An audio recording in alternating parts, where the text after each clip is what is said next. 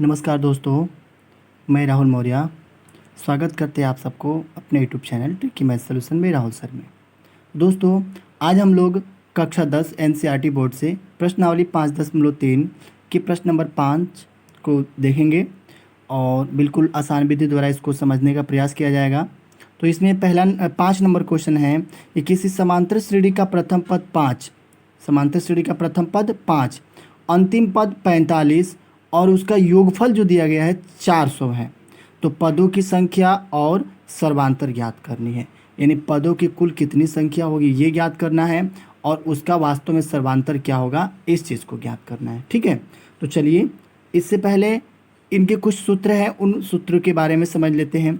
जैसे आप जानते होंगे कि हमने इसके पहले वाले इसी प्रश्नावली में 5.3 में प्रश्न नंबर 1 को बढ़िया ढंग से पढ़े थे। उसमें क्या था कि इसका प्रथम पद तो हम निकाल सकते हैं, हम लिख सकते हैं कि प्रथम पद ए बराबर, तो प्रथम पद ए तो खुद ही दे रहा है, कितना 5 दे रहा है। और उसके बाद से दिया गया अंतिम पद, क्या दिया गया अंतिम पद, तो ध्यान रहे अंतिम पद जो होता है उसको लास्ट एल से भी इंडिकेट करते हैं और नहीं तो आप एन के द्वारा भी प्रदर्शित कर सकते हैं। तो एन जो अंतिम पद है वो कितना दिया गया है 45 दिया गया, तो हमने यहाँ पे 45 लिख लिया। इतनी बात तो समझ रहे हैं। लास्ट पद जो होता है वो एन पद कहलाता है और वहीं एन बराबर कितना दिया गया है 45 दिया गया है। एक चीज़ और योग देख रहे हैं आप, तो योग के लिए हम सूत्र क्या बनाए थे पिछले वाले प्रश्न में, एस एन। तो एस एन बराबर कितना दिया गया है 400 दिया गया है। एस एन बराबर कितना है 400 दिया गया है। तो एक सूत्र होता है, आइए उस सूत्र के द्वारा हम समझते हैं इसको। सूत्र आपका हो जाएगा एस एन बराबर n/2 कोष्ठ के अंदर a प्लस एल कोष्ठ बंद हो जाएगा और इस वाले सूत्र के द्वारा हम क्या करेंगे क्वेश्चन को लगाएंगे। ठीक है, तो आइए देखते हैं फिर इसके आगे अब करना क्या है कि जैसे आप देख रहे हैं कि एसिन बराबर कितना दिया गया है n/2 कोष्ठ में a प्लस एल। आपने l के भी वैल्यू देख लिया, n बराबर अभी आपको नहीं पता है तो n की वैल्यू हम ढूंढेंगे। और कैसे ढूंढेंगे तो देखिए, जैसे एसिन बराबर 400 है तो यहाँ पे लिखेंगे हम लोग 400 और बराबर n की वैल्यू नहीं पता है, तो नहीं पता है तो आप लिख लीजिए n/2 कोष्ठ के अंदर a की वैल्यू कितना है 5 दिया गया है तो हम लिखेंगे 5 और प्लस l की वैल्यू कितना है, तो अभी l बराबर an है और an बराबर कितना है 45 है, तो यहाँ पे आप 45 लिखेंगे। इतनी बात समझ रहे हैं आप। ठीक है, अब यहाँ पे 400 बराबर n/2, हमें n की वैल्यू नहीं पता है तो n/2 करेंगे। ब्रैकेट में 45 और 5 कितना होता है 50 हो जाएगा। कितना हो जाएगा 50, कोष्टक बंद कर लीजिए। इस स्टेप में इसके साथ गुणा कर लीजिए, तो 400 से इसमें हम गुणा करेंगे तो कितना हो जाएगा 800 हो जाएगा। तो 800 बराबर इसका गुणा मैंने इस चक्रीय क्रम में गुणा करेंगे, इसका इसमें तो इसका इसमें हो जाएगा, तो कितना बन जाएगा ये 50n बन जाएगा। तो देखिए n बराबर कितना हो जाएगा, ये n बराबर हो जाएगा 800 भागे 50, 0 से 0 कट गया और इससे कटाएंगे तो कितनी बार में कटेगा 5 8 40 और 8 8 कितना हो जाएगा 16 हो जाएगा। कितना हो जाएगा 16, यानी 16 5 80। तो यहाँ पे हम लिख सकते हैं n बराबर कितना 16। हमने n की वैल्यू प्राप्त कर लिया। ठीक है, और जब n की वैल्यू प्राप्त कर लिया तो क्वेश्चन में क्या दिया गया है, क्वेश्चन में यही ना दिया गया है कि पदों की संख्या और सर्वांतर ज्ञात करनी है। तो पदों की संख्या ज्ञात करने के लिए हमारे पास एक सूत्र है और उस सूत्र का प्रयोग करके इसको हम लोग सॉल्व करेंगे। कैसे करेंगे, तो पदों की संख्या आप निकालेंगे तो यहाँ लिखेंगे इक्वल टू, ये हो जाएगा a प्लस n-1 और यहाँ हो जाएगा d। और कितने पद हैं तो हम लिख सकते हैं लास्ट पद कितना दिया गया 45, लास्ट पद कितना था क्वेश्चन में 45 था। ठीक है, तो चलिए इस सूत्र के अकॉर्डिंग हम क्वेश्चन को सॉल्व करते हैं। a की वैल्यू हम लोगों ने 5 माना है, यहाँ पे कितना माना गया है 5 और अंतिम पद n बराबर कितना है 45, तो a की वैल्यू 5 मान लिए हैं हम लोग और n की वैल्यू भी आपने निकाल लिया कितना 16। तो चलिए यहाँ पे देखते हैं a बराबर कितना हो जाएगा 5 और प्लस n की वैल्यू कितना हो जाएगा 16, कितना हो जाएगा 16 और माइनस का 1 और d बराबर आपने अभी नहीं निकाला है, इसी की खोज में हम लोग चल रहे हैं तभी से। तो d बराबर d और 45 के जगह पे 45 हो जाएगा। ठीक है, अब देखिए क्या करना है इसमें। अब यहाँ से एक आसान सा तरीका है, यहाँ से करने क्या है 5 के जगह 5 को अभी 5 ही लिखिए, प्लस ये घटेगा तो कितना हो जाएगा 15, और डी में गुणा करेंगे तो 15D बराबर कितना हो जाएगा 45। ठीक है, जब 15D बराबर 45 हो जाएगा तो हम लिख सकते हैं यहाँ पे 15D बराबर यहाँ पे हो जाएगा 45, ये आ जाएगा -5, तो ये हो जाएगा 15D बराबर कितना हो जाएगा 40 हो जाएगा। 15D बराबर कितना हो जाएगा 40 हो जाएगा। तो आप समझ सकते हैं D बराबर कितना हो जाएगा 40/15। कटा दीजिए इसको, तो कटाएंगे तो कितना हो जाएगा 5 8 40 और 5 तिहाई 15 हो जाएगा। कितना हो जाएगा 5 तिहाई 15। तो हम लिख सकते हैं कि D बराबर कितना 8/3। हमने D की तो वैल्यू भी निकाल लिया, अंतिम पद भी निकाल लिया था। तो अब क्या लिखेंगे कि अतः सर्वांतर, यहाँ लिख लीजिएगा, अतः सर्वांतर कितना हो गया 8/3 और पदों की संख्या, और पदों की संख्या कितनी है 16 हो जाएगी। पदों की संख्या कितनी होगी 16 है, और यही इस क्वेश्चन का आंसर हो गया। ठीक है, तो आशा करते हैं कि आपको पूरी तरह से ये क्वेश्चन समझ में आ गया होगा। ठीक है, आइए देखते हैं इसके बाद अगला नंबर क्वेश्चन। तो आइए दोस्तों देखते हैं एक और क्वेश्चन। क्वेश्चन नंबर 6 दिया गया किसी समांतर श्रेणी के प्रथम पद अंतिम पद क्रमशः 17 और 350 है। यदि सर्वांतर आपका 9 है तो इसमें कितने पद हैं और इनका योग क्या होगा। ठीक है, तो चलिए देखते हैं। इसमें हम लिख सकते हैं कि प्रथम पद बराबर, सबसे पहली बात प्रथम पद की होगी, तो लिखेंगे प्रथम पद ए बराबर। तो प्रथम पद ए बराबर आपके बुक में दिया गया है, क्वेश्चन में कितना 17 दिया, क्योंकि कहा गया ना कि प्रथम पद और अंतिम पद क्रमशः दिए गए हैं। तो प्रथम पद ए बराबर कितना हो जाएगा 17। ठीक है, लास्ट बराबर, जो लास्ट है इसमें लास्ट पद निकालेंगे तो लास्ट एल बराबर, आपको पता है पहले क्वेश्चन के अकॉर्डिंग, तो लास्ट एल बराबर AN भी होता है, और इसकी वैल्यू दी गई कितना 350। आप देख सकते हैं यहाँ पे 350 दिया गया। ठीक है, और एक और चीज़ D यानी जो इसका सर्वांतर है वो भी दिया गया है, कितना 9 दिया गया है। ठीक है, तो चलिए हम लोग यहाँ पे क्वेश्चन को सॉल्व करते हैं। यानी लिख सकते हैं हम लोग AN बराबर 350, तो यहाँ हम ये लिख सकते हैं कि A plus N-1 into D बराबर, इस वाले सूत्र के अनुसार लिखेंगे हम। तो देख सकते हैं यहाँ पे कि D की वैल्यू तो दिया गया है, N की वैल्यू भी नहीं दिया गया है, और L लास्ट पद दिया गया है यहाँ पे। ठीक है, तो A की वैल्यू रख करके सॉल्व करते हैं हम लोग इस वाले सूत्र के अनुसार। ठीक है, और ये वाला सूत्र है क्या AN बराबर है, कितना है AN बराबर। तो चलिए हम लिखते हैं AN की वैल्यू कितना हो जाएगा, तो AN की वैल्यू दिया गया कितना 350। तो यहाँ चाहेंगे तो लिखेंगे, नहीं तो इसके लास्ट में भी लिखेंगे तो कोई दिक्कत नहीं है। यहाँ 17, ठीक है, प्लस N-1, जिसमें कि N की वैल्यू नहीं दी गई है, तो N-1, D की वैल्यू दिया गया है कितना 9, इक्वल टू, अब लिख लीजिए कितना 350। इसके साथ गुणा करते, इसको इधर चलते हैं, तो ये हो जाएगा आपका N-1 डिवाइडेड बाय, इनसे भी चाहेंगे तो भाग देकर भी कर सकते हैं, और नहीं तो एक दूसरे के प्रति घटा कर भी कर सकते हैं। ठीक है, तो चलिए इसके आगे देखते हैं। फिर यहाँ पे एक स्टेप और देख लेते हैं। N-1 हो जाएगा कोष्ठ के बाहर 9 इक्वल टू 350, और माइनस कितना हो जाएगा 17 हो जाएगा। ये पक्षांतर करने पर 17 को इधर पक्षांतर किया गया है, तो ये हो जाएगा N-1, यहाँ पे 9 इक्वल टू, ये घटाएंगे तो हो जाएगा कितना 333। कितना हो जाएगा 333 हो जाएगा। तो जब इसको घटाने के बाद इसकी वैल्यू 333 हो जाएगा, तो हम अब यहाँ पे क्या करेंगे कि N-1, यहाँ पे N-1 इक्वल टू, जब यहाँ पे किसी भी पद का गुणांक है, गुणा करने वाला है, तो इस साइड में आएगा तो भाग बन जाएगा, मतलब कितना 333, और बटे में कितना हो जाएगा 9 हो जाएगा। तो 333/9 हो जाएगा, तो इनसे हम लोग भाग देंगे। तो जब भाग देंगे तो यहाँ पे कटा दीजिए, 9 27, कितना हो जाएगा 9 27 हो जाएगा, और जब 27 और 6 बच गया तो 9 सते 63 हो जाएगा, यानी n-1 इक्वल टू 37 हो गया। तो आप देख सकते हैं n बराबर कितना हो जाएगा 37, ये पक्षांतर करेंगे तो प्लस का 1 हो जाएगा, n बराबर कितना हो जाएगा 38। तो हमने यहाँ पर n की वैल्यू निकाल लिया। किसकी वैल्यू? n की वैल्यू। अब हम लोग क्या करेंगे कि योगफल वाले सूत्र का प्रयोग करेंगे। अब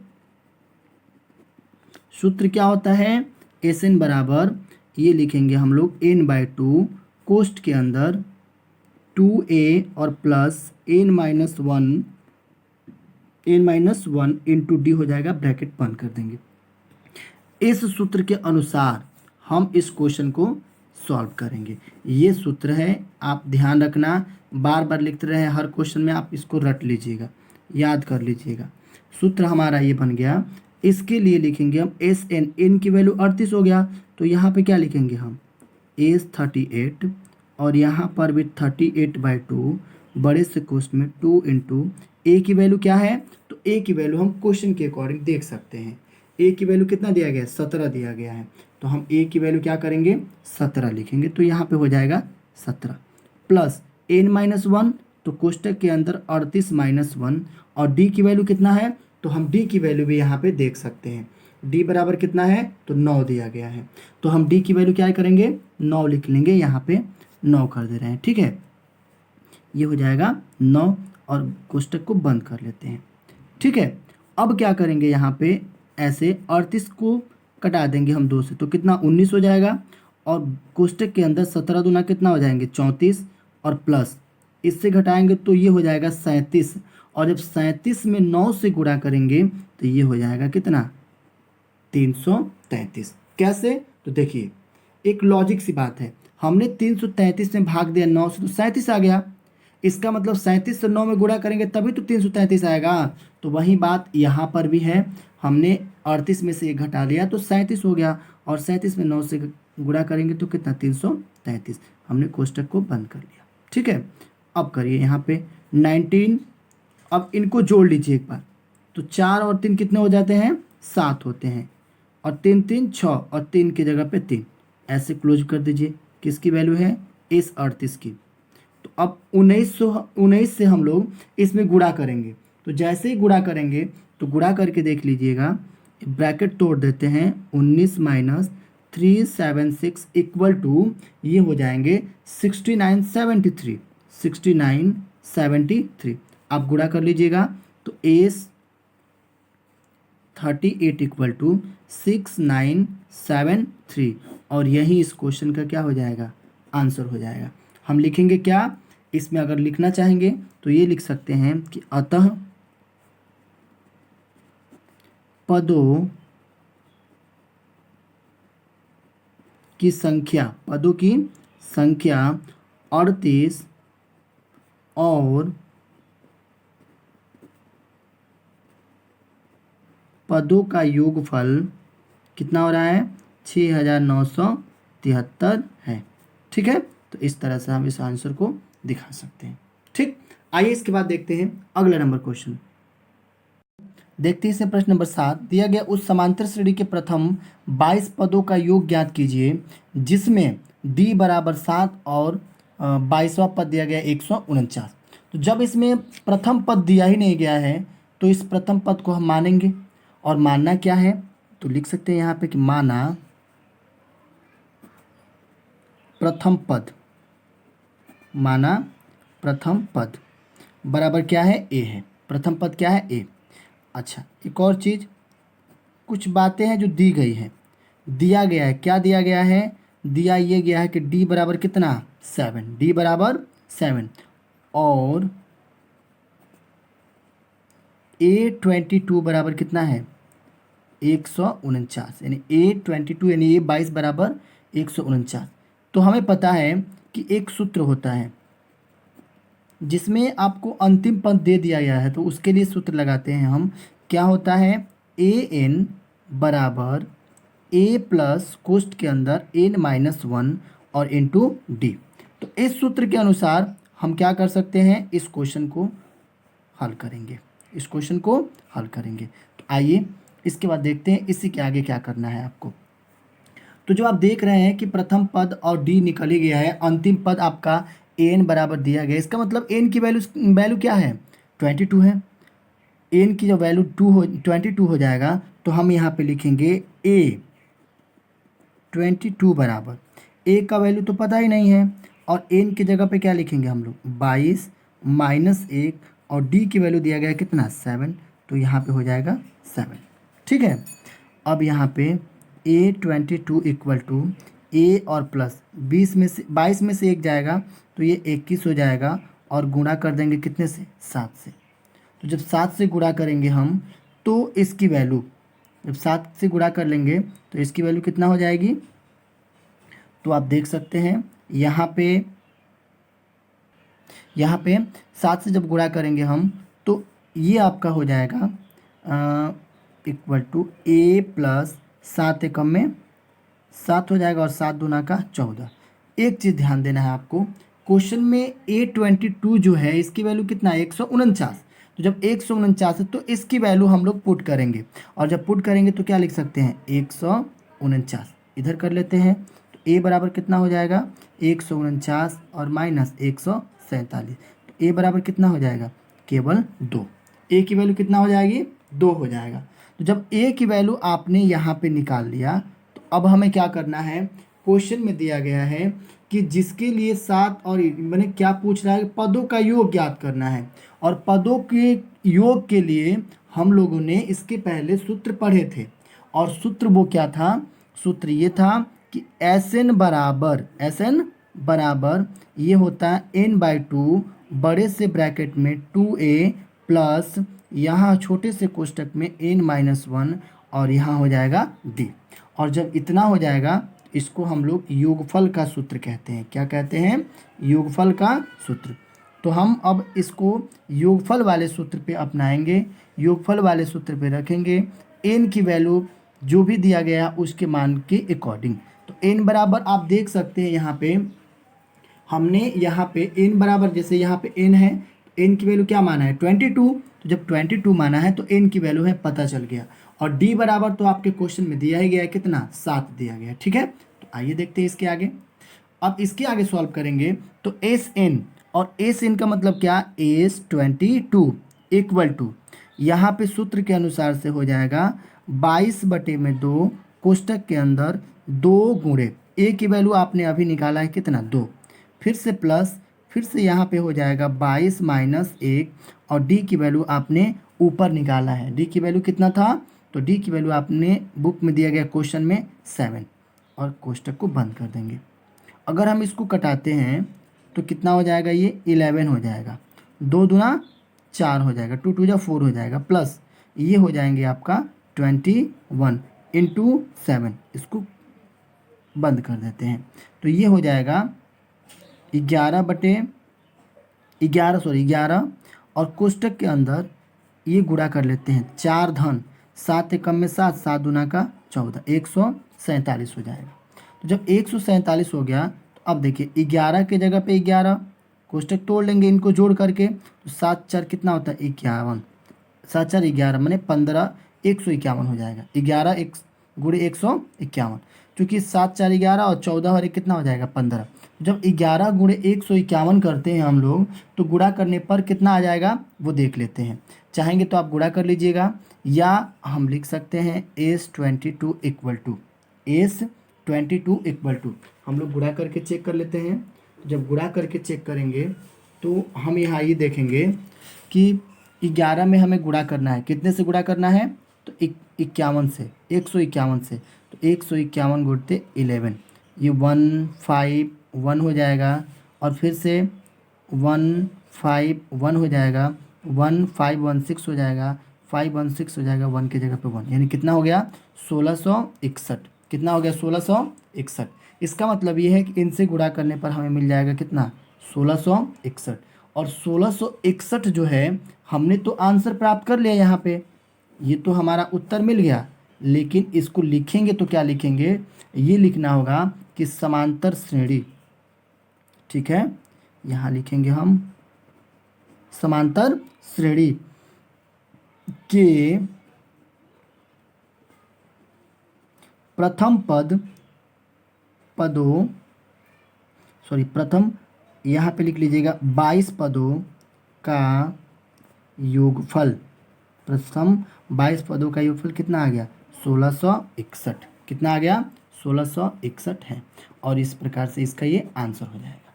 ठीक है, आशा करते होंगे कि पूरी तरह से इस क्वेश्चन को आप अच्छे से समझ लिए होंगे। ठीक है, आइए देखते हैं इसके आगे वाले क्वेश्चन को।